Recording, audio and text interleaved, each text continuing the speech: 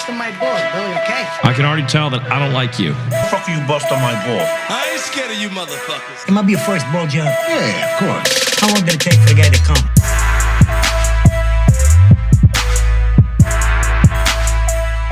What's up, everybody? Welcome to another episode of Bustin' Balls. I'm your host, Eric Pennell. I'm here with HandleBar Larry and fucking Darius Hurley. Dude, Darius, I've been trying to get you on this podcast, man, because I don't fucking see you a lot, too, man. Like, I don't know where you're at. I don't know where you hide yourself at, dude. I don't know. Like, where are you? Like, sometimes I'll see you in the scene a lot, and I see you at odd places. Like, I see you up and down the north to the south of Chicago, open mics and like comedy shows. But then I don't. There's some times where like you just disappear. Like you go on fucking. Like you're on like what are you in, like a halfway house or something like that? Close. You create a crime or something like that? For a minute. No, I had a heart attack, so You had a heart attack? I haven't been around for a little while. No shit, dude. Yeah. No shit. When did that happen, dude? I didn't know you had a fucking heart attack. I went down March 1st. No shit. Yeah, I went down pretty hard. Then where were you at? Where were you at when you had a fucking heart attack? I was making sausage. Oh, I was making my own Italian sausage my my recipe at home, and I was sticking it on a pizza because I'd also. It was so cold this winter. I learned how to do all this making bread and making my own. That's sausage. Cool shit. I was keeping all the fat in the meat. You know, I figured out a way of doing it. Yeah. In this plastic wrap. And, and then I just started getting weak, and the next thing I know, I was.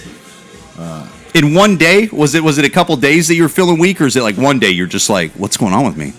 No, I literally put a pizza in the oven, and I started to feel it then, and then you just get kind of weak, and I was no shit. Yeah. Wow. Next thing, the ambulance is there. They're cutting my shirt off. And oh my God! You're aware of that? Are you watching them cut your fucking shirt off and stuff like that? Yeah. What's your old lady doing when this is happening? Is she fucking hysterical and shit? Oh my God! At the store. Oh, she's at the store, huh? Yeah. She came back and they were already in the house, kind of like taking over. Oh my God! What a fucking way to come home. The dog was going crazy. Oh, yeah. Trying to bite everyone. So no shit, dude. Yeah. So then what? Was it a bad heart attack? I mean, all heart attacks to me are bad, but I mean, was it like real bad shit? It was a pretty big one. I didn't have open heart surgery, but I had 4 stents, you know they call them. So that's where you fucking have been at, dude. Yeah. Yes. Well, I had some shows booked, and then I talked to my doctor, and I said, do you think...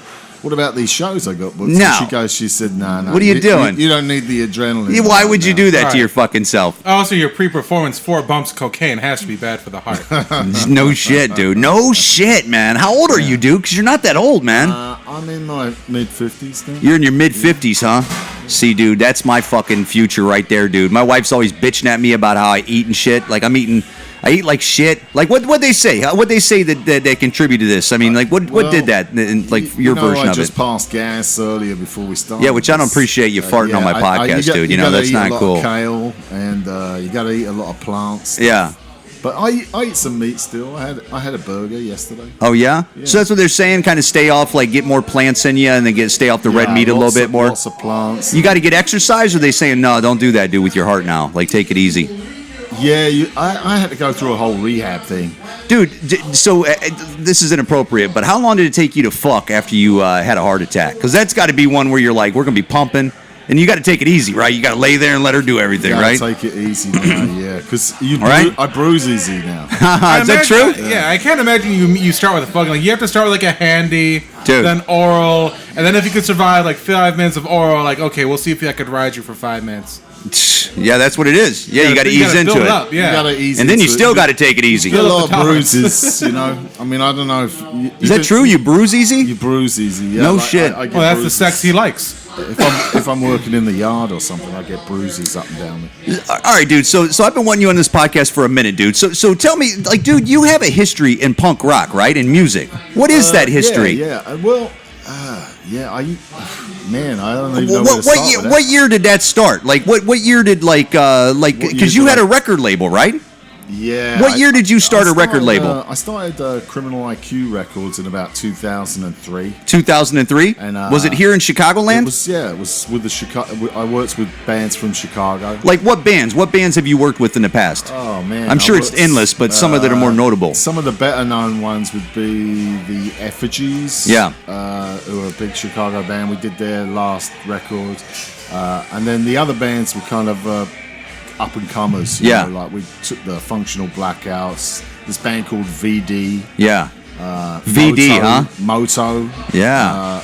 They've been around for a while, quite well known. But what made you think like I'm going to start a record label? That sounds like fucking that sounds like something a 15-year-old thinks about doing, and then when they say that, you go, you're never gonna, like, in the back of your head, you're like, good luck, kid. But like, what made you think of that? What inspired me? Yeah, what inspired you on to start your own label, dude? Well, it was always something I wanted to do since I was about 15. Probably. No shit. What were you listening to when you were about 15? What was that shit like? Same kind of shit. Same type of shit, like punk. Rock. Yeah. And when you were 15, were you in the States already, or were you like still in? No. I was back at. I was back in London. But what happened when I was about 13? Actually, I took some money. I used to buy records every week, and one week I couldn't figure out what to buy. And CDs are actually records. Records. Yeah. Okay. And I couldn't figure out what to buy, so I took my money. And I went to the women's hairdressers, and I had the woman there put this big blonde streak down the side of like a skunk streak. Yeah.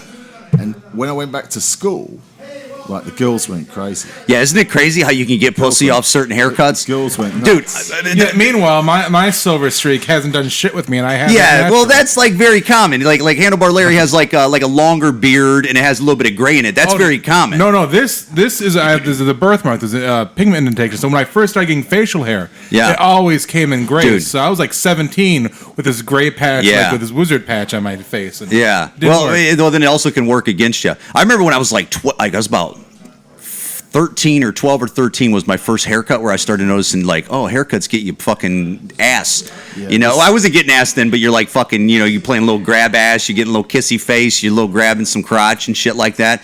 I was fucking skateboarding, and I had one of those haircuts where it would hang over my eye. It was very like fucking. I can't remember what they used to call that. Were you an emo kid? Yeah. It was just skater where it was shaved all the way around, but then it was like kind of just like hanging over one eye, like where it would like you'd fucking always like it would hang over that. And I wore a lot of hats, but when you'd go to school, that fucking hair, and I fucking dyed it just like you. You know what I'm saying? I had it. I remember one summer I took sun in, and I fucking sprayed it in the front, and then next thing you know, it's a little bit of that still in your hair when you go to school, and next thing you know, you start seeing looks that I'm like, I never have fucking chicks check him. And it's weird how hair gets.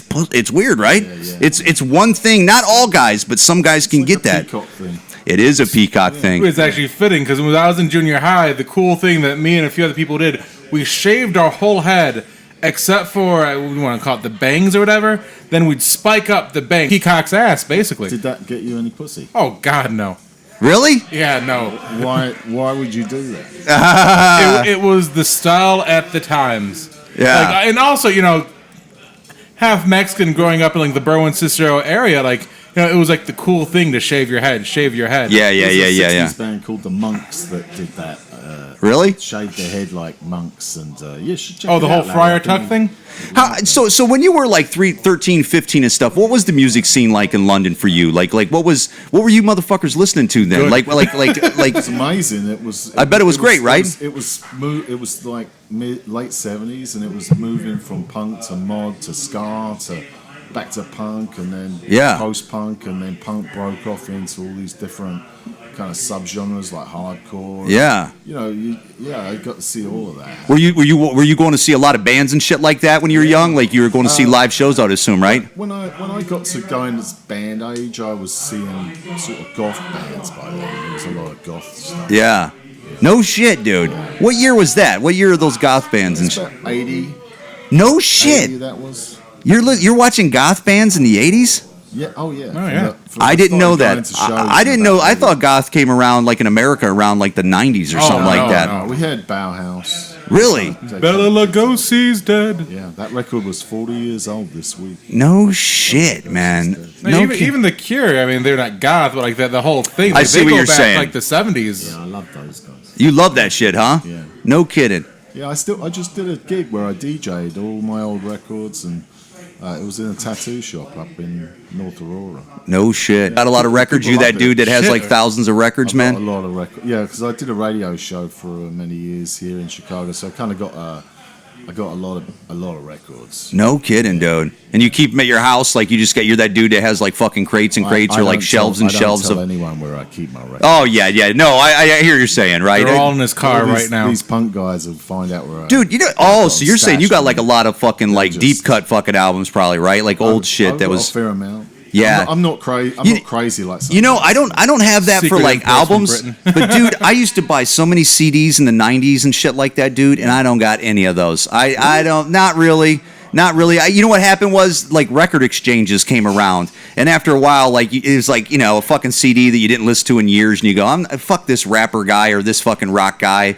You're like, I'm trading in Jason Bonham band CD. Like, what do I fucking need this for? And I wish I would have never traded in. I trade in hundreds of CDs. I got a wallet that I take out with me of CDs all the time. I had lost most of my CDs, but what I did is I lost them because I went and I uploaded them all on my computer. So I could like burn CDs, and then like, all right, I got them saved. I don't need these CDs anymore. But then my fucking computer crashed. I lost like all this. It's not, it's not good shit that I lost. I like fucking lost like Crazy Town. Yeah. So like, Crazy Town. Yeah, like Korn. Like nothing that like I'm really gonna be jumping too far back to it. I think. Like the most unique thing I had was like Straight Up, was like a tribute to Snot. Dude, what's crazy is I went to a fucking record store that's over by kind of like O'Hare. It's over in Norridge. Rolling Stone. The Rolling Stone. You ever been there before? No, I just knew it off the top. Dude, I went in there, dude, and fucking it's mostly CDs in there. And it's mostly CDs, and I went there like within 8 months, and I couldn't believe it, dude. I didn't know people were still buying CDs like that. And they were kind of cheap. They were like $5 CDs, but they were still new and they were like wrapped and shit. It's weird, dude. How like stuff that you think's done, like tapes. Motherfuckers are still buying tapes. Remember all those tapes, dude? Actually, if you make it a mixtape, if you're into music, absolutely. All the bands put them on tapes now. Yeah. Like if you're looking at new music, new music they're putting on tapes now. They put new music. I did a tape with my band on a tape. No shit, dude. Yeah, and what is that about? Like it's just kind of like a throwback, and it's kind of cool thing to do. Yeah, it's kind of a throwback, but it's also that it's cheap and it's the analog kind of sound. And it lasts. Fucking hell, man. Dude, I've got stuff from the 70s on tape still. Wow. It still plays good. Really? Yeah. I know it's already been talked about with other fucking podcasts and radio but I do remember fucking, and it was because we were kids when you had fucking tapes, and I remember you'd listen to a radio station, like you'd listen to like Casey Kasem, or you'd listen to like some fucking Headbangers Ball, and then you would have the fucking pause and the play and the record button already, like the 3 buttons already set. And you're just waiting for your fucking song to like run over there and hit the fucking pause button to pop it up, and then it starts recording your shit, dude. And that's how you, dude. That was like the first time like you would be able to like kind of steal music. Yeah. That was like the first. And you were playing DJ too for the first time also, because you were trying to like, how much longer do I got left? Can I fit in this song? Yeah. Getting all pissed off when the DJ started to talk where the track was still going. They used to put a warning on records saying taping music is taping is killing music. Oh really? I didn't know that, dude. Well, remember you used to take the tape and you used to put it over like one that didn't have the little plastic things that were knocked out. You'd put some tape over that and shit like that. Wow. So they were already worried about it then, huh? But it wasn't. Oh yeah. They were still making a fucking killing. They were still making a killing on tapes. Of course, yeah. Dude, I remember I had I had so many tapes, dude. And you would buy like the little cases of those to keep those in, and then they'd be bigger. I remember I had fucking Michael Jackson. Well, dude, you have so many fucking albums. I mean, you probably have everything. Well, I have a ton of tapes as well. Really? And CDs. Yeah. I've just got a ton of music. Yeah. I remember when I was a kid, dude, not to turn that into this podcast, but I remember fucking 8-track. My stepdad had an 8-track. I don't have that Yeah, I don't know who. Some people. Do you think that's a genre that fucking people are like getting eight? I don't think it's coming back, but like I see 8-tracks in the hipster record stores. No shit. And I see refurbished 8-track machines that play that shit. Okay, so you're 13 to 15 in London, fucking checking out music and stuff like that. Were you ever playing music? You played music, right? A little bit, yeah. At that young age? Nothing that went anywhere. I was in a little psychobilly band in the 80s, and then I did some fucking around, punk when I. Dude, who's the best band that you ever seen? Like your favorite band? Probably. You seen the fucking Clash? What year was that?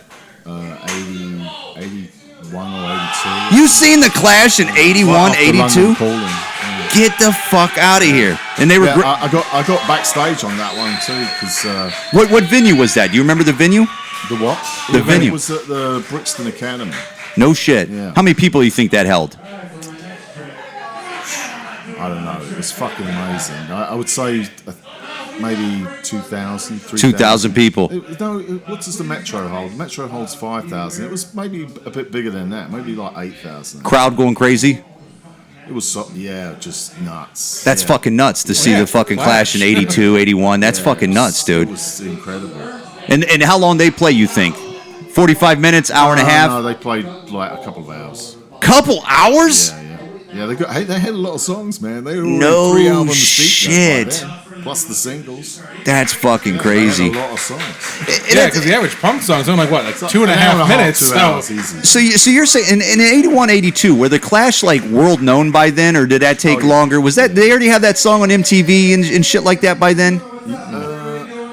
Well, they hadn't put out Combat Rock, but they had put out like London Calling. That was the new record. Yeah. At the time when I saw them. Oh, so you were like a fucking. We had free tickets because this girl that went to school with us, her dad did security for the Clash. No shit. So she invited me and my friends, and we went with her, and I don't know what happened. We just left her like somewhere and fuck her backstage. That's what shit happens, dude. Pictures from the side of the stage until someone. You still got those pictures? I don't know what happened to those. Damn, pictures. dude. But we were told from the security guys, could you go around and try and get through security? I want to test the security. Yeah. So we kind of worked security for that show. That's fucking you lost crazy. Track of her. She probably end up backstage with the Clash also in the back of the tour bus. That's fucking nuts, dude. Yeah, that's crazy. Not many people. They were really an amazing live band. Really? They were fucking. They're not so hit right now with a lot of people, but. Yeah, what happened to those dudes? Are they still touring? They're all dead? No. One guy's dead. Who? Not the lead singer though, right? Yeah, one of the singers is dead. Oh no shit, man. Yeah, Joe Strummer, who died a few years ago. So that's why they're not touring. Jones is still alive. Paul Cinnamon's still alive, and then you got the Topper Heat drum. I don't know if Topper's alive. I think he is. Yeah. Who's one of the worst bands you've seen, dude? Like where you go, what's the hype? Like you ever go to a fucking concert and you go, I don't get it. Well, I used to go and see the Cult before they were the Cult. They were the Southern Death Cult, and they were shit. Really? Yeah, they were terrible. Well, but the Cult turned into something, right? Well, they turned into the Death Cult. Yeah, and they were shit too. What? And then they finally turned into the Cult, and they nailed it. But man, they were on every gig, like as support. They were just you couldn't get away from them. They were up all the time. Really? Yeah. So what? So they just were like fucking. They just didn't give up. Yeah, they sucked, but I saw them multiple times. You seen those guys multiple times? No shit. Yeah. Isn't that weird how like they well, I guess that's it, man. I mean, you fucking until you figure out the fucking recipe. Yeah. For the time. They had some financing to be able to keep going. Somebody saw something. You know, they were always very creative, but it was kind of I don't know. What do you think then? What do you think now as a music guy, dude? How like now? Do you think it's a good thing how like now people can just cut out the middleman and they can almost just get their music right to the market without going through generally going through like a record label and doing the marketing that way? I mean, is that a better thing or is that like it's good and it's bad? Yeah, it's got its downside, but it's a good thing. But it's good. The downside is that. It still takes money to reach out to people and get it in people's ears. So a lot of this stuff won't be discovered until Isn't that crazy? they're done. Isn't that crazy? Yeah, or 20, by 20 years accident, time, they'll be like looking at music from the early 2000s that never got anywhere and being shit, listen to this, it's amazing. So there ever any genres that you look at, dude, that you go, I don't fucking get that. I don't understand how that's even good. Like, what do you hate? Because I clearly know what you like. I mean, but what do you hate where you go, man, I fucking hate that? dear, there's so much to hate out there, isn't there? Like, you like modern country? Like, because for some reason I can't like modern country. I don't know. I don't even like past country. There's a couple of Johnny Cash songs with Dude. I like old school country. Yeah, there's some old school country like that, like what do they call, like that Johnny Cash shit and that Merle Haggard type stuff, like, because my grandpa would listen to that. My fucking drunk grandpa would listen to that shit all the time. So for some reason, I think because I grew up, mine did too. Yeah, so did mine. Well, that's funny though, because your grandfather obviously was in the UK. Listen to American country. Is that true? My wife likes to listen to it now. I do too, dude. There's shit that always that I'm finding that's new to me, and I'm listening to it, and I just like the way it sounds. Where I go, yeah. I like the insurgent country that came out recently. Bloodshot does some pretty good stuff. I don't know that That's shit. a label in Chicago. Oh, really? Chicago country. Chicago, dude. There's countryside, dude. There's fucking people that like country music here in Chicago. Yeah, though. what was it? Because they do those country Thunder, music right? festivals here, and they're fucking packed. It's called insurgent country. Insurgent country, It's huh? kind of old school country, but with a bit of a modern punky sort of twist. Oh, really, huh? Yeah, there's a lot of good stuff in there. Hey, whatever, man. I mean, whatever. I'd rather hear that, I guess, than like fucking. Because, dude, a lot of like Backstreet Boys type fucking country. That's what that is now. Where it's just like pop music. Oh, It just sounds like Georgia Line, the auto-tune country. it just sounds like pop music. That's yeah. Well, look, man. Darius. I wanted to get you on here. Fucking Handlebar Larry, dude. I had him on here last week, dude. He's telling fucking I'll fight come back. stories. I'll come No, back. you ain't gonna come back, dude. I'm gonna come back, I promise you. I'll never fucking see you again for another 3 months or something like that. Well, absence makes the heart grow fonder, and also familiarity breeds contempt. Well, all right, dude. Well, listen. the How heart can grows they, stronger, dude? shit. How can the listeners find you on social media, dude? What's your social media? I want to just be obscure, so you have to. You know what, dude? Just search Darius Hurley, and you probably get directed to my art page. I've got an Instagram with an art with a bunch of paintings up on it. I didn't know you paint. If you're Facebook looking for him, just type in Darius, and he's the biggest, blackest man you see on He's Facebook. not. That's He's him. not. He's fucking no. He's yeah. Just type in Darius Kennedy. I know it's Darius Kennedy's another comedian He's from an Chicago. excellent comedian. by the way. Handlebar Larry, Hello, where can they find you Darius. at, man, on social media? Oh, Chicago Cemetery Crawlers on Instagram. Chicago Cemetery Crawlers tours on Facebook. All right, guys. Bustin' Balls Podcast on Instagram. Eric Pennell Comedy on Instagram. Guys, if you like the podcast, please share it. If you don't like the podcast, you can go fuck yourself. Thank you guys for listening. Appreciate it. Bye.